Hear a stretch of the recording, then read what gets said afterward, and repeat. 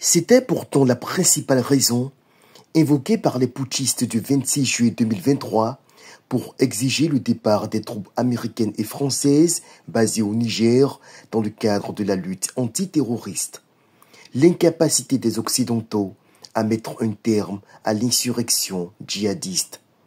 Mais un adage bien connu en Côte d'Ivoire le dit, le temps est un autre nom de Dieu.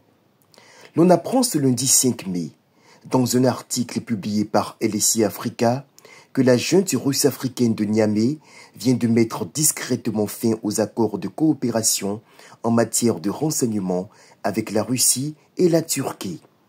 À l'origine de cette rupture, suscitée par la Direction générale de la documentation et de la sécurité extérieure, la DGDSE du Niger, la faiblesse opérationnelle des équipements et des techniciens fournis par les partenaires russes et turcs dans le domaine de l'interception des appels téléphoniques, indique le confrère, la crise interne dans les rangs militaires due aux attaques djihadistes qui se font de plus en plus meurtrières.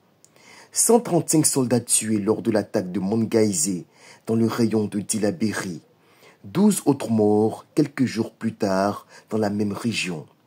Encore ce dimanche 4 mai, de nombreux soldats ont perdu la vie dans une attaque complexe sur 4 positions des FDS dans la région de Dosso, près de la frontière avec le Nigeria. Il s'agit, selon les informations rapportées par des sources sécuritaires, d'une patrouille mixte armée-gendarmerie de Douchi tombée dans une embuscade meurtrière. Résultat de la multiplication de ces incidents sécuritaires, l'appareil militaire s'effrite, les casernes grognent. Et comme au Burkina, on cherche à en finir avec cette aventure incertaine menée depuis bientôt 2 ans par des putschistes vicieux et qui ne profitent qu'aux colons russes qui pillent sans ménagement les ressources minières du pays.